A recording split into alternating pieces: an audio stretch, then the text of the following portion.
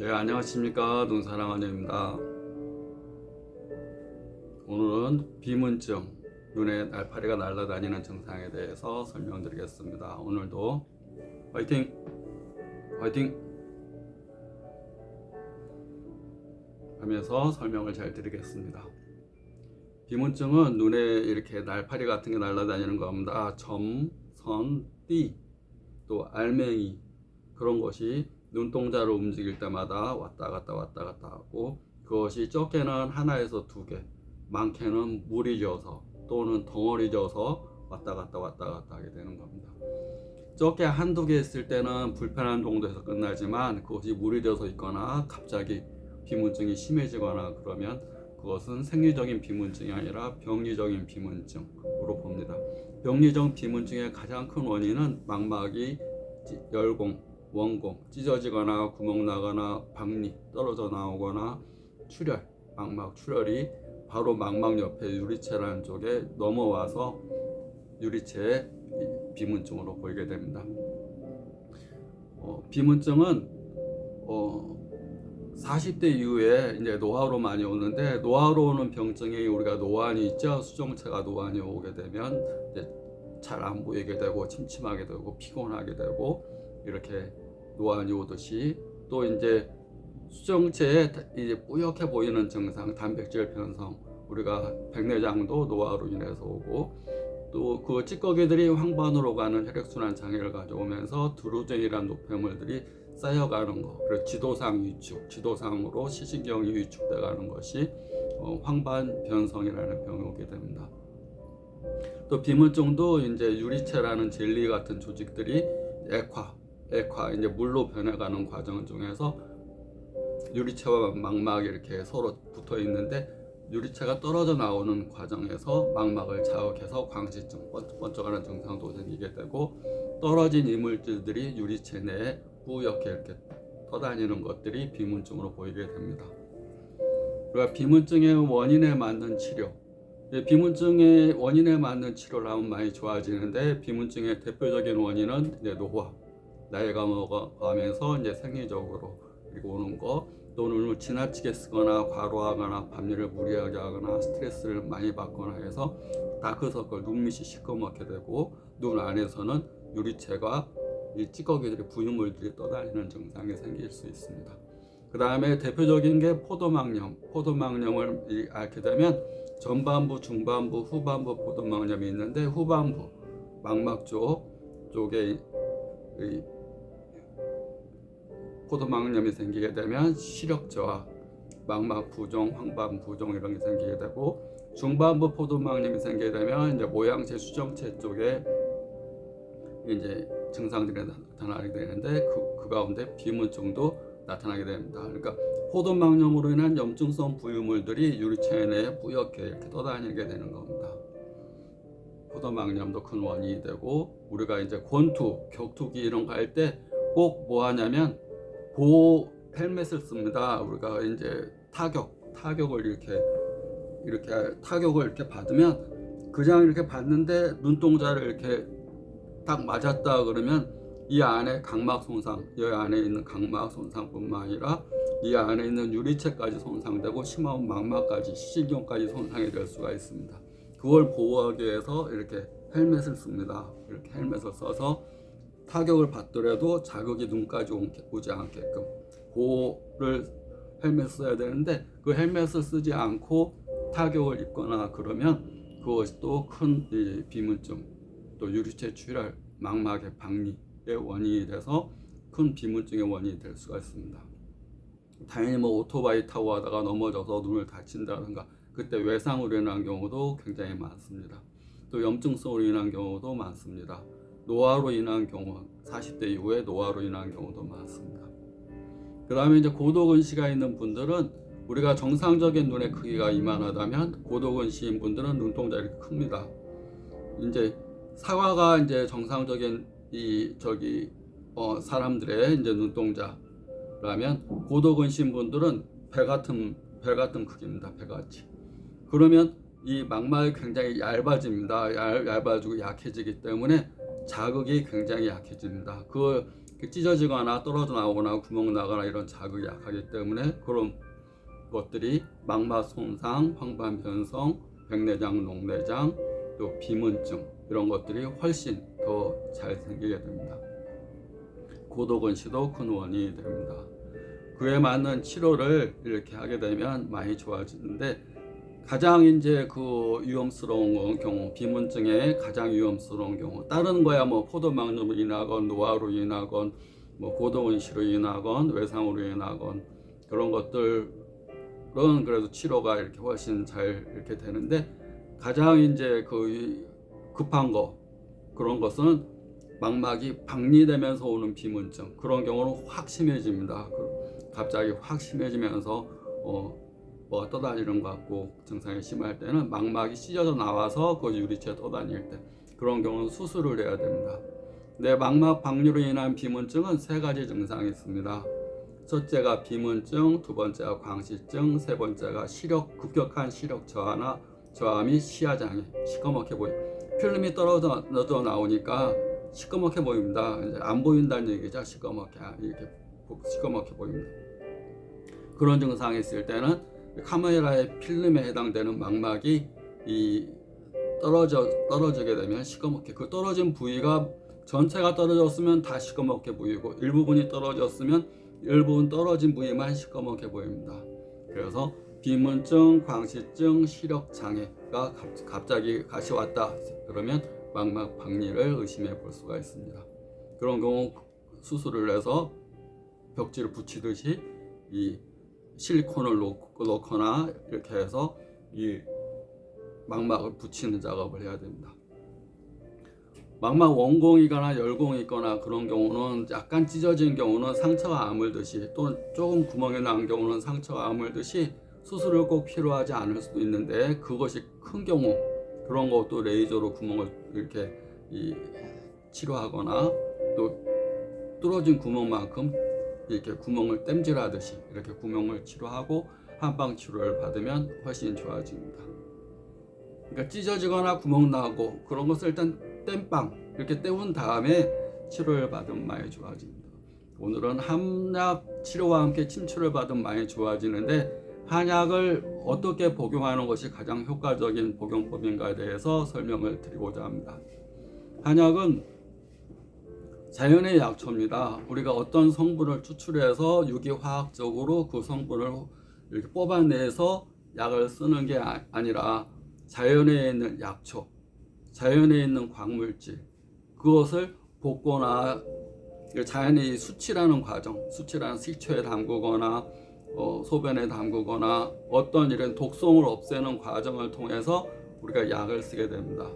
어떤 약은 볶아서 쓰고 어떤 약은 담가서 술에 담가서 쓰고 어떤 약은 동변초라고 해서 소변에 담가서 볶아서 쓰고 향부자라는 약이 그럽니다. 향부자라는 약은 식초에 담가서 볶아서 쓰거나 또는 어린아이 동변, 7세 이하의 남자아이의 소변에 담가서 그 다음에 약을 쓰거나 어떤 것은 소금물에 담근 다음에 볶아서 약을 쓰거나 식초에 담가서 약을 쓰거나 술에 담가서 약을 쓰거나 제법에 맞게끔 그 약을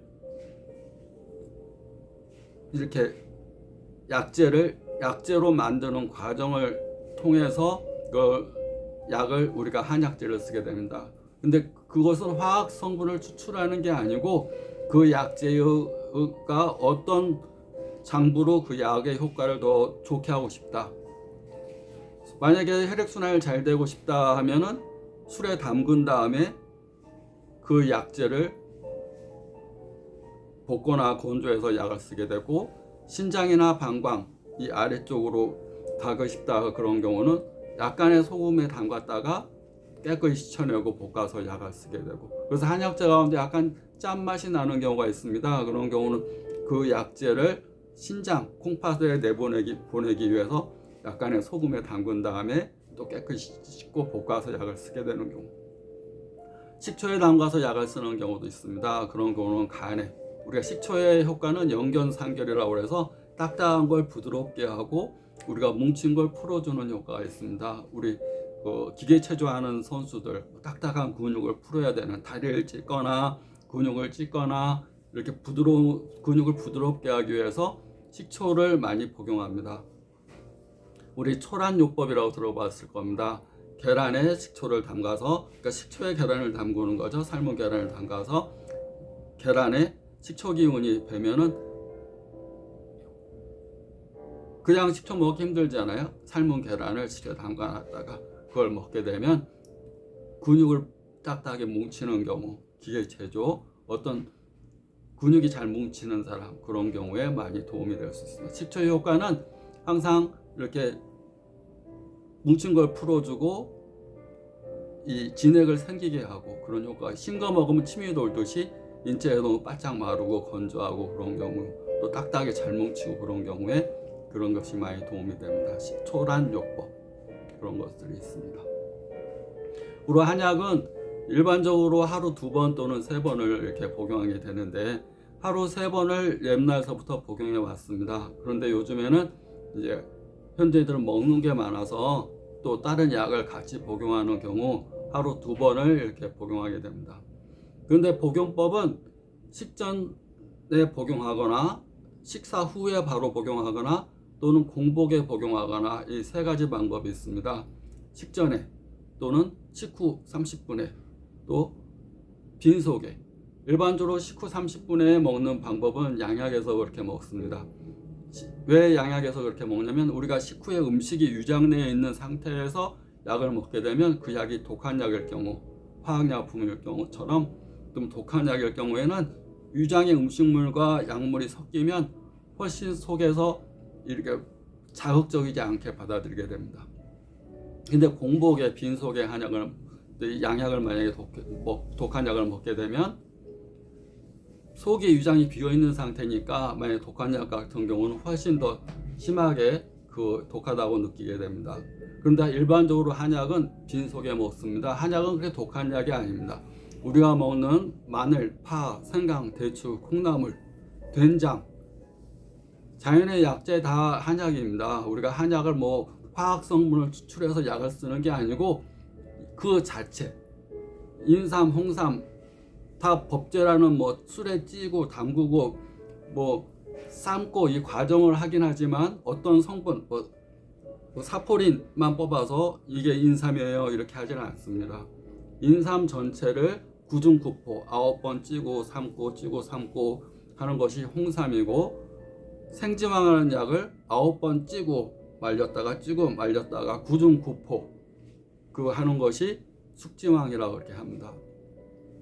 그러니까 그 형태만 볶거나 삶거나 그 약재의 성질을 이렇게 말리거나 술에 담그거나 이렇게 해서 약재를 그대로 쓰는 거지, 그 성분이 인삼의 어떤 성분이 어디에 좋으니까 그 성분만을 딱 추출해서 양약처럼 사포린이에요 이렇게 해주지는 않습니다. 어떤 분들은 한약이 이거 무슨 성분이 들어갔습니까? 라고 묻습니다.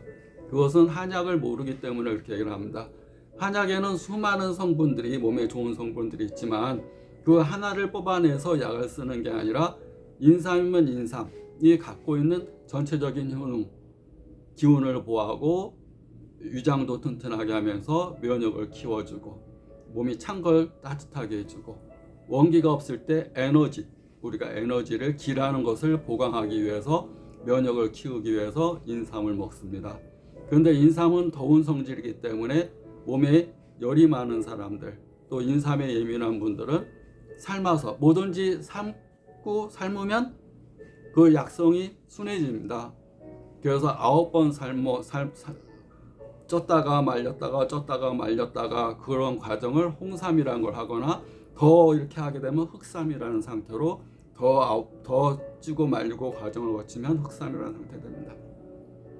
그래서 인삼, 홍삼, 흑삼, 똑같은 인삼에서 또 말리지 않은 삼, 생삼, 물기가 있는 삼, 다 이렇게 그 형태는 어떤 용도로 쓰겠다는 것에 따라서 전체를 취하는 거지 어떤 성분을 취하는 게 아닙니다. 그래서 한약의 우수한 점은 전체를 먹는다는 거. 우리가 어떤 걸 부분을 먹으면 어떤 부분은 좋지만 어떤 부분이 나쁜 효과가 있습니다. 양약의 그런 것들이 그런 겁니다. 굉장히 빠른 효과는 있지만 그것도 그걸로 인한 부작용이 반드시 있습니다. 우리가 대표적인 우리 인류의 아주 대표적인 발명품 가운데 하나인 스테로이드, 아주 우수한 진통 소염제지만 그걸 이렇게 부작용이 있습니다. 중수막막염, 백내장, 몸 자체에 또 충혈, 부종, 또 이런 여러 가지 합병증 이런 것들이 같이 올 수가 있습니다. 안압 상승 이런 거 다 올 수가 있습니다. 근데 한약은 그렇지 않습니다. 우리 녹내장의 포도막염이 높아져서 이제 염증 치료 스테로이드를 먹다가 안압이 올라가 버리는 경우, 그런 경우는 스테로이드를 쓸 수가 없어서 면역 억제제를 쓰면 또 이제 면역이 떨어지면서 또 포도막염이 자꾸 더 반복될 수가 있고 그렇게 됩니다. 그런 경우에 한약을 쓰게 되면 안압도 쭉 빠지면서 면역도 좋아지게 이렇게 됩니다. 그것이 한약의 우수한 점인데, 그 우수한 점은 부분이나 성분을 취해서 오는 게 아니라 전체를 취하기 때문에 오는 겁니다. 이수 소종, 그러니까 효능을 가지고 왔습니다. 저 약을 먹으면 이수, 소변을 잘 나게 해서 부종을 빠뜨리고 안압을 떨어뜨린다. 소적 상결, 딱딱한 걸 뭉친 것을 풀어주고 딱딱한 걸 풀어준다. 영견 상결, 다 이런 개념으로 효능들이 있습니다. 뭉친 걸 풀어주고 덩어리진 걸 풀어주고 망막 점막이나 이런 걸로 인해서 어떤 막이 형성돼 가고 황반에 주름이 생겨서 그 안에 두꺼워지는 조직들이 쌓여가면 그런 것들을 부숴주고 조직을 얇게 하고 노폐물이 쌓이지 않게 하고 그런 효능들이 있는 약들을 씁니다. 성분을 쓰는 게 아니라 효능 가지고 약을 씁니다. 이 한약의 효능이 무엇입니까? 라고 묻는 분들은 한약을 아는 것이고, 이 한약은 무슨 성분이 들어갔습니까? 라고 묻는 분들은 한약을 양약이라고 생각하는 분들입니다. 한약을 양약이라고 생각하는 분들이 이제 가장 이제 생각하는 것이 간에 안 좋은 거 아닌가? 라고 생각합니다. 전체를 취할 때 우리가 콩나물 가운데서 부분을 먹는다고, 콩나물 어떤 성분을 먹는다고 생각하면 분명히 좋은 면이 훨씬 빠르게 올 수도 있지만 그 반대편에 불편한 점도 훨씬 있을 수 있습니다. 그러면 콩나물 전체, 콩나물 대가리서부터 전체를 먹기 때문에 그런 부작용들이 없습니다. 유장에서 음식으로 받아들여서 소화를 시키고 소화를 과정, 입에서부터 항문까지 소화 과정을 거치면서 내 몸에서 받아들일 수 있는 건 받아들이고 보내야 될 것은 대장 항문을 통해서 노폐물로 내보내는 겁니다. 양약처럼 강제적으로 이렇게 하는 것이 아니라 한약은 선택적 흡수다 보시면 됩니다. 내 몸이 원하지 않아도 그 약이 곧바로 작용되는 것은 양약의 이런 거라면, 한약은 내 몸이 흡수돼서 전체를 먹어서 자연의 약초 풀뿌리를 먹어서 전체 가운데서 내 몸이 스스로 선택해서 받아들이는 겁니다. 그래서 한약은 간에 무리가 가지는 않습니다. 그런데 이제 간에 무리가 갔다고 이렇게 얘기를 하는 분들은 이제 정확한 처방, 의사의 진단을 받지 않고 그냥 민간요법으로 약을 먹거나 또는 본인이 받아들일 수 있는 어떤 그 간이 해독할 수 있는 분량이 있습니다. 우리가 간을 하나의 해독 공장으로 얘기를 하면, 해독 공장이라고 얘기하면 입에서부터 시작해서 식도, 위장, 소장, 소장에서 이제 청탁 분별이라고 해서 찌꺼기는 내보내고 맑은 거, 피가 될 만한 건 간에 가서 다시 해독 과정을 거치게 되는데, 갑작스럽게 자기 많은 양을, 독한 약을 갑작스럽게 마셔버리면 위장이 약한 분들, 또 소장 기능이 약한 분들, 간의 화학 공장이 약한 분들, 그런 분들은 자기 용량보다 과한 게 확 들어와 버리니까 소화도 안 되고 속도 쓰리고 속도 더부룩하고 간에도 무리가 갈 수 있습니다. 처방은 10인 10색입니다. 10인 10색한테 다 다른 처방을 해주는 것은 미래의학일 겁니다. 근데 지금은 그렇게 하질 못합니다. 그 증상을 정확히 진단해서 왜, 어떻게, 무엇을, why, how, what 세 가지 원칙에 맞아서 병의 원인이 왜 아픈지 어떻게 해야 되는지, 그래서 무슨 한약을 줘야 될 건지를 생각해서 약을 처방해서 드리면 그 약을 환자분이 나는 위장이 약해, 나는 간이 약해, 나는 신경성 위염이 잘 생겨, 나는 과민성이야, 과민성 대장 증후군이 있어. 그렇게 본인의 질환이 그런 것들이 있으면 내가 치료하는 목적이 있잖아요. 내가 눈이 현재 황반 주름이 생겨서 황반 변성이 될 것 같다. 그러면 눈을 치료해야 되는데 받아들일 수 있는 장기가, 약을 흡수할 수 있는 내부적인 몸 상태가 약을 잘 못 받아들인다. 그러면 약을 안 먹으면 이게 낫겠습니까? 먹어야 낫는 거죠. 그런데 한 모금씩 안 먹고 조금씩 먹는다고 낫나요? 내 몸에서 용량이 적어서 자기가 해독할 수, 소화시킬 수 있는 이 위장도 약하고, 그다음에 소장에서 이 분리수거를 해야 되는데 분리수거할 수 있는 이 소장도 약하고, 대장에서 그냥 조금만 뭐 나쁜 거 먹으면 쫙 설사해 버리는 대장도 약하고, 간에서 해독을 시켜야 되는데 해독할 수 있는 화학 공장도 약해가지고 조금만 뭔가 독소 있는 거 먹으면 간에서 무리가 오고, 그러면 어떻게 해야 되겠습니까? 조금씩, 어린애같이 조금씩 먹어서 위장도 좋게 하고 장도 좋게 하고 화학 공장 간도 좋게 하고.